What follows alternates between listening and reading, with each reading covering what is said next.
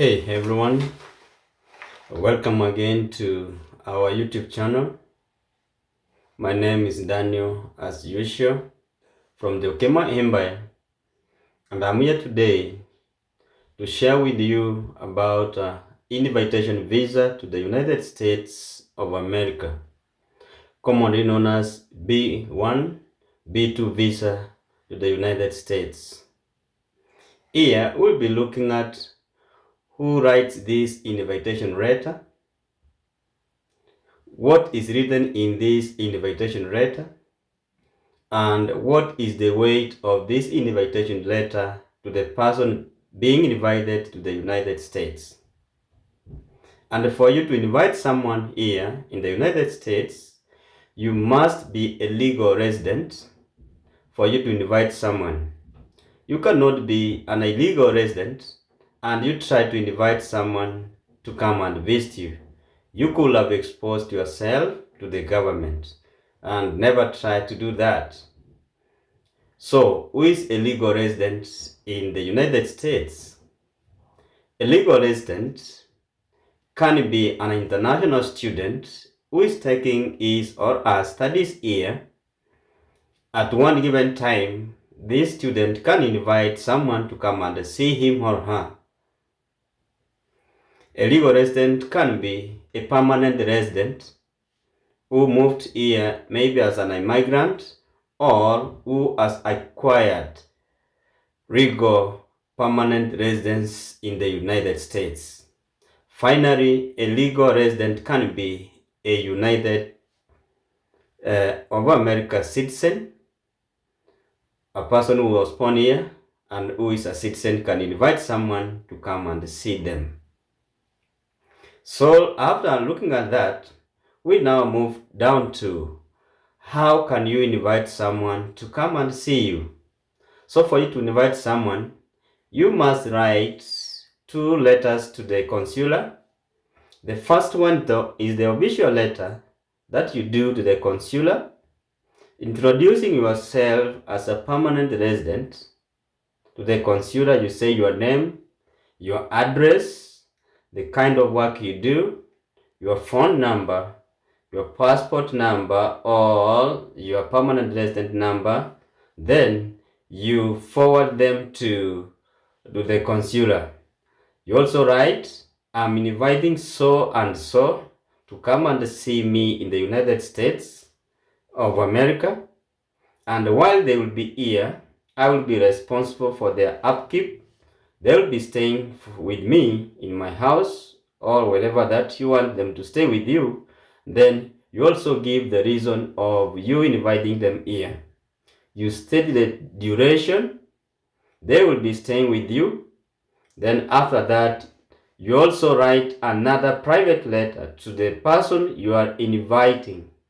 You also say, hey, for example, hey Peter, I'm writing to invite you to come and see me or visit me in the United States of America from this date to this date. I have a function I want you to attend. Maybe I have a birthday, I have a graduation, and when you will be here, I will take care of everything as I invite you. After that, you send the 2 letters to the consular officer, and when this person you are inviting will be going for the interview, he will go with those 2 letters plus the scanned document from your side, your passport or your permanent resident card. You also send them the invitation visa form, commonly known as DS-160, which is for non-immigrant visa form. So when they attend the interview, they produce the 2 letters. During the interview, the person or the persons that you have invited, they must prove to the consular officer that they are moving to the United States for a short period of time and they have no intention of extending their visit, nor they have no intention of disappearing in the United States and they become immigrants. So here they must produce some attachment, concrete evidence that they have every reason to come back to their country after their visitation. In this case, they must show maybe the assets that they have, the kind of work they're doing, that will make them come back to or go back to their country after the expiration of the period they were invited. At the same time, people like those ones who are 60 years and above, they have high advantage of being accepted as non-immigrant visitors to the United States, because anyone who is above 60, this is someone who has retired, this is not someone who will come and start looking for work.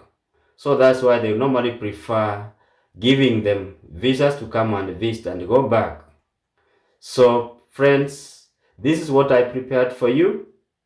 If you are planning to invite someone or someone is planning to invite you, you must be aware of what we have discussed. Take note, do more research, so that when you go for the visa interview, you will not be let down, you will be successful and you will be given the visa. At all time, make sure that you have a strong bond with your country of origin. That's what they want to see, that after the invitation is over, you will go back to your country and maybe come back.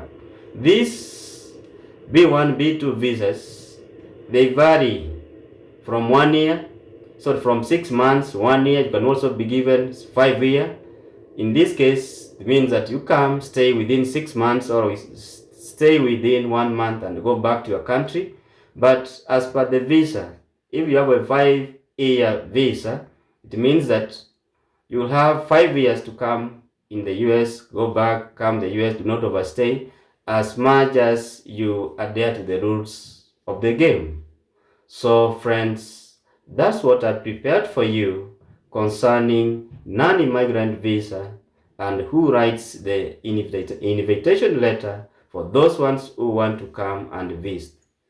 Keep sharing this video, keep liking our YouTube channels, our videos, and for those ones who are new, please, if you find these videos and our channel inspiring you, please consider subscribing to this channel. May God bless you. Bye bye.